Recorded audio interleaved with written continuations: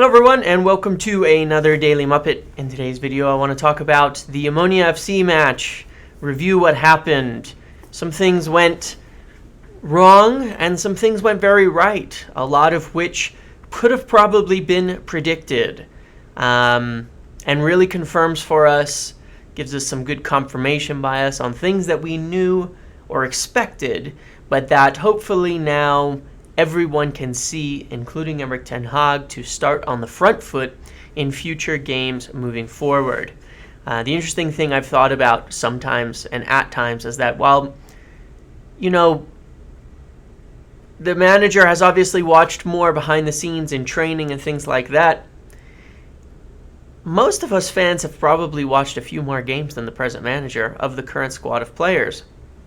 And sometimes I think we can get an impression about things that are wrong from doing that, and sometimes right, and we'll talk about that, all of those things. So, in terms of Omonia, of course, it was a 3-2 victory that started with a horrible goal being conceded in the first half, 1-0, shades of Istanbul, off of a corner, conceding with one man deep, being in this case Taro Malaysia, giving up a terrible break, terrible defensive lapse in judgment from a few different players there, and looking like things were going awry. The energy was very low after that, and it's a bit of a shame.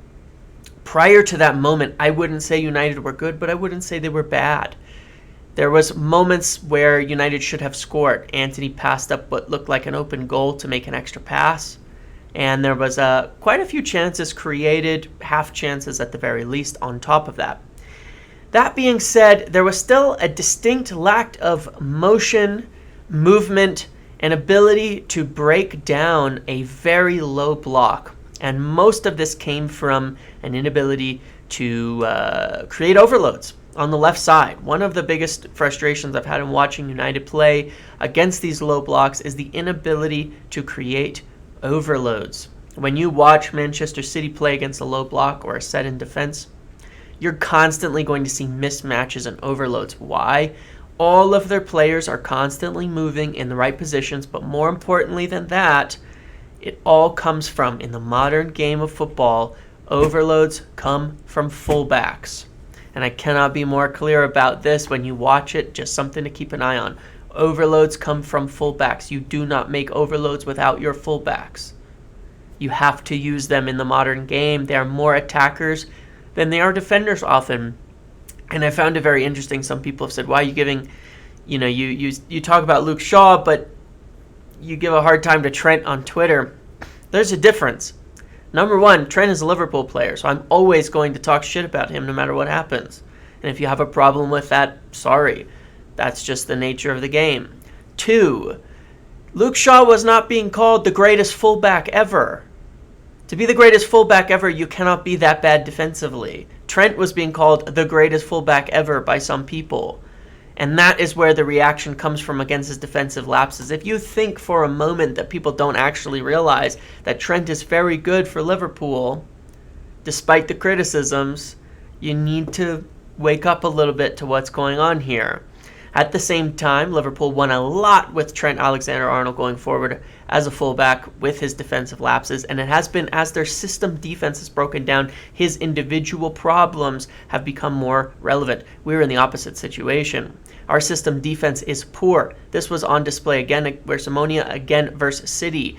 And it was actually on display prior. We've relied a lot on individual defense, so players who are not the best individually in defense tend to struggle and look poor in our team because the system is not there to defend as a unit and with a proper structure and setup.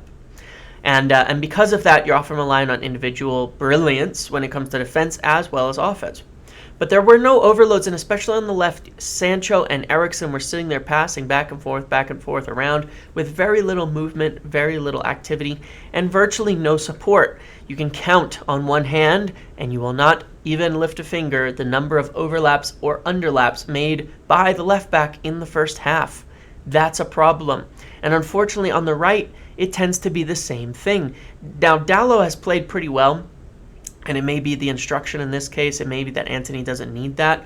But you'll never see our fullbacks underlapping and overlapping when it's Dalot and Malaysia. They don't do it. And that has to change. It's the biggest reason we cannot break down low blocks. We cannot make overloads without those extra runs. Okay? And so that was what I thought was the biggest problem in the first half, that there was a lack of aggression, a lack of movement behind the defensive line, which is what Erik ten Hag commented on. He said in the first half it was the lack of movement behind the defensive line on the left side that he was unhappy with. And I believe that to be the case, and it's the point I tried to make all week, so it's very interesting that it got put on display against a team like Omonia FC, and I had a feeling it was. This was going to be a possession-based game, and that's why I said you've got to start possession-based players. Following the substitutions of Marcus Rashford on the left for Jadon Sancho, who was also quite poor, his decision, his pass leading to that goal was very bad. At the same time, Malaysia's poor touch towards the defender, and then I don't know what he was doing, rather than clearing or sending the ball out that led to the break, was the mistake leading to the goal. The two of them share the blame on that, no doubt about it. Both were poor. Luke Shaw, Marcus Rashford came on and the game changed immediately. The movements, the energy, the motion, all of that changed, and United looked back on the front foot, got a quick goal back, got another when Martial came on almost instantly. Martial has been fantastic, has been the absolute glue for this team, and is probably the key to Ten Hag being able to implement his entire system at this point in time. It's clear that without him, we struggle to do so. We struggle to do what we want to do. What he brings to the table definitely improves the situation. The interplay between him and Marcus Rashford for the goal was fantastic. Fantastic. And then the last goal was, of course, a bit of a scuffed shot from Ronaldo that ended up with Rashford running down the side, ended up in an assist for Marcus Rashford into the net.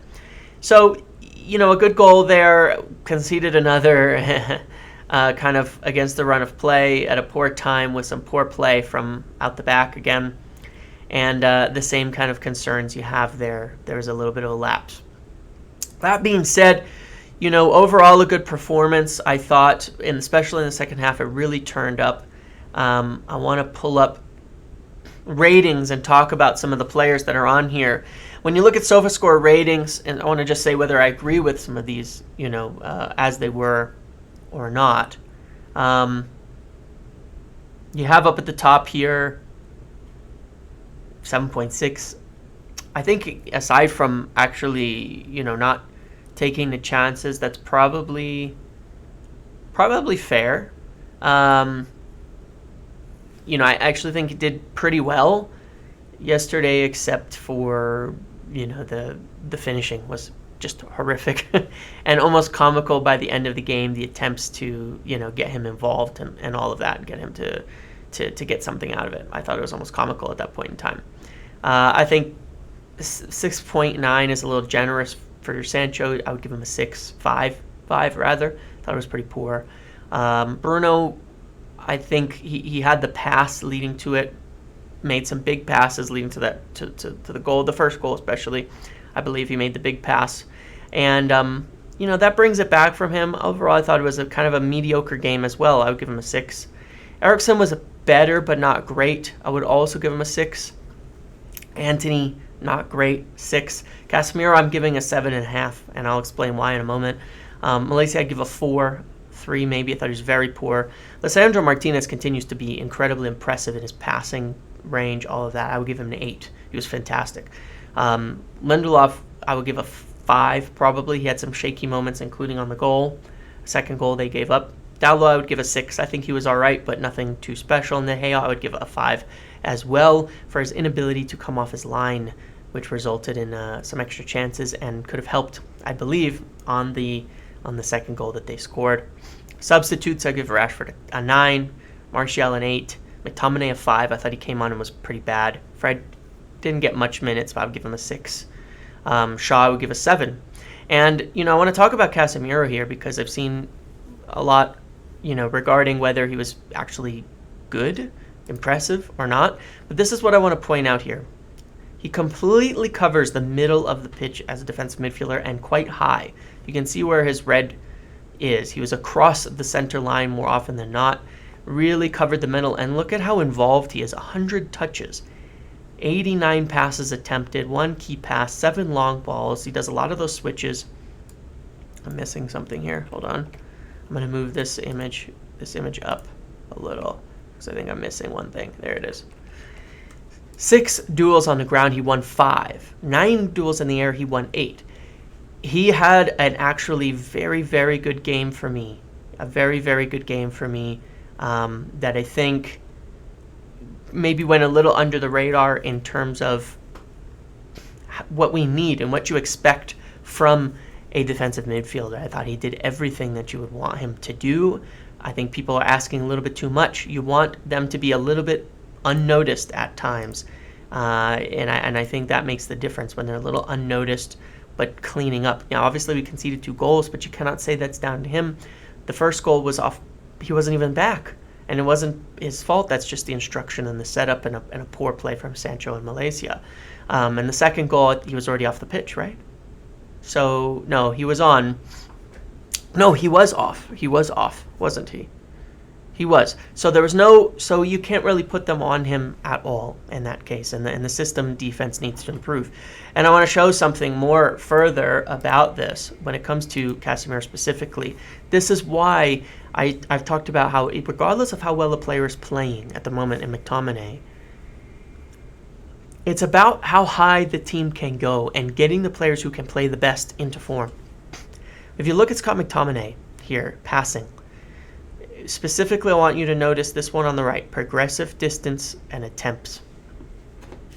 In his busiest season ever, which was 2020 to 21, when we did well, finished second, 53.6 attempts, 241 progressive distance per 90. This was playing in more of a 4-2-3-1 with a little bit more role as a Fred would often play in the deeper position.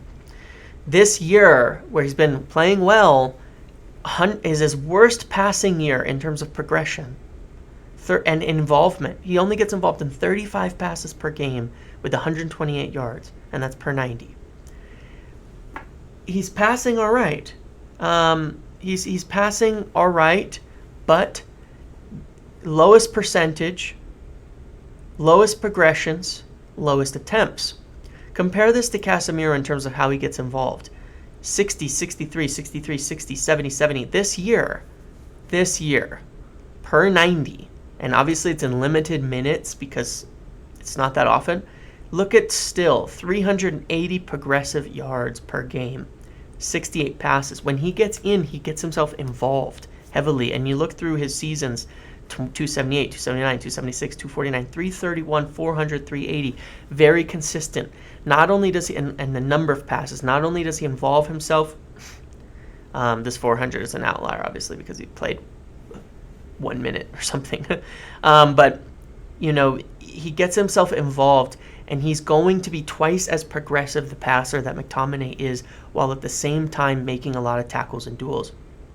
And that was what I was trying to indicate with this thing here at the bottom, which is 100 touches, 72 completed passes, 89.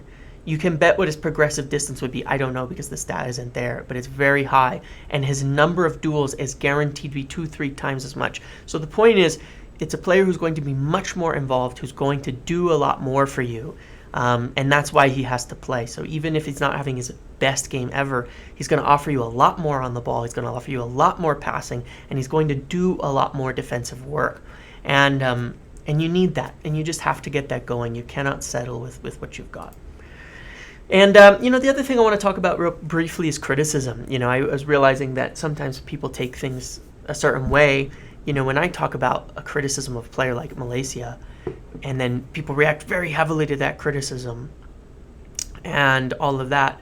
And I realize that there's a lot of people out there, when they're criticizing players, they're doing so from a place of more mean-spiritedness and with the idea that when they're criticizing them, they're finished players, they're never going to play again. So when you criticize a player they like, they take it the same way.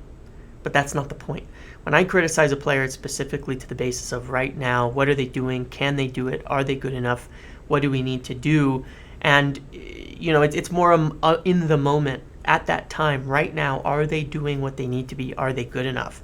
So when I'm talking about Malaysia and the Shaw thing, which I think became hugely apparent how much better Luke Shaw is than Tyrell Malaysia for a possession-based team, it's not about Malaysia's bad. It's not about he shouldn't play. It's not about how he won't be there in the end. It's not about how Luke Shaw's the best player ever. It's literally and very specifically in the moment, this player is better at this. This player is going to offer you more. This player is limited. And that is all it comes down to. And I think people need to be more able to accept and deliver criticism without crossing the line and making it about players done, finished for. You're seeing it with Sancho now. He's got his problems. There's certain things wrong with him. There's certain things that aren't working. But you can see it already crosses the line for so many people until he's done, he's finished, he's over. And that's my point, has always been on players. Maguire, Shaw, Sancho, Rashford. Look at Rashford. Look at that. People calling him the worst possible things, and he's been our player of the season, easily, by far. The only reason we have anything out of this year. Maybe not by far. Lisandro Martinez is up there. But he's certainly in the discussions alongside Lisandro Martinez. Without him, we'd have nothing this season right now. It would be an absolute disaster. And so, it's about when you criticize, when you're talking about players, recognize, because this is where it comes from for me, it's not personal, and it's not about, their overall, how bad they are, etc. Players always turn it around. Dalot turned it around. I didn't think he would offer anything, and he's been much, much better. A lot of players have turned it around. A lot of players have improved, and it's best not to go over the top with it. Speaking of that, then, looking at our best 11, I think it's become very clear to me, what's there. I think it's picked itself. Rashford, Martial, Antony's picked itself. It's the best front line. You have to go with it. The back line has also picked itself at the moment. Shaw, Martinez, Lindelof, Dalot, obviously Varane in there. That's the best back line, clearly and far and away. And we have to be able to play where Shaw can be on the pitch. We have to have good enough team defense for Shaw to be on the pitch. We have to. We have to, because what he provides is movement, runs. Everything that he does from an offensive standpoint is necessary. Without it, we cannot dominate possession. We cannot progress without progression through the fullbacks, and we need Luke Shaw for that. We have to have it. And Luke Shaw's combinations with Rashford are some of the best things and best attacking. The combination of Shaw, Rashford, and Martial is actually one of the strongest attacking setups that we have. It was one of the things Oli got very right, and that I think Ten Hag has come to realize quite quickly. Obviously now with Martial playing and healthy, it makes it easier. And the midfield, Casemiro has to play. What he provides, as I showed, is above anybody else. Eriksen is still the best midfielder we have right now. For the other position, I'm saying Fred versus Everton because I think we need to settle it down a little bit and win the ball high and be in a little bit more of a controlled manner rather than passing. I think there's enough chance creation when you have Shaw. I think Fred covers behind a player like Shaw better defensively too, which is part of the point of team defense. Is having some help for the fullbacks, and Fred does that when the wingers don't, and I think that is a huge thing that will help, is him being able to cover behind Shaw. I'm not saying that Bruno shouldn't be playing. I think he should, but I think that Fred, Eriksen, and Bruno should be rotating as a 3 in a front 2 above Casemiro. That's what I think. And for the next game, I'd play Fred, probably go back to Bruno, maybe Bruno for Eriksen another game, and continue to rotate in there and make it work, because you need the energy, you need the ball winning. I think Fred's looked very good as a substitute when he's come on, and I think he's ready for another start to help us win the ball higher and transition into more possession-based, because he's better for possession right now than Bruno has been recently. That's all. Not a better player, but I think you need that rotation anyway. And then, talking about Ronaldo, I thought he was actually better in this game, funnily enough, through 60 minutes in his link-up movements, getting other players involved, all of that. But his finishing, he's got to sort it out. It's that bad. He looks so off the pace. It was almost ridiculous. There could have been 5-6 goals scored if they weren't trying to get Ronaldo a goal. He's got to do better. He's got to do better. And if he doesn't start and he doesn't play, he has nobody but himself to blame, and you cannot have anybody making excuses for it at this point in time, because he has not earned a place in the team, unfortunately. And with Martial coming back, it's obvious who should be playing. So, I think he could still bring something to the table, but he has to sort that finishing out. He cannot be finishing that poorly. His link up and work was better in this game, but he cannot be finishing like that and expecting to play. So he's got to sort himself out, but nobody deserves any criticism for him not playing at all. So I'm looking forward to Everton. Should get some news on the team as well. I think it's going to be a good game. I think there's a lot that was learned in the last 2 games that Ten Hag will take in now, and I think we're starting to again move forward towards how he wants to play, but we need to see it.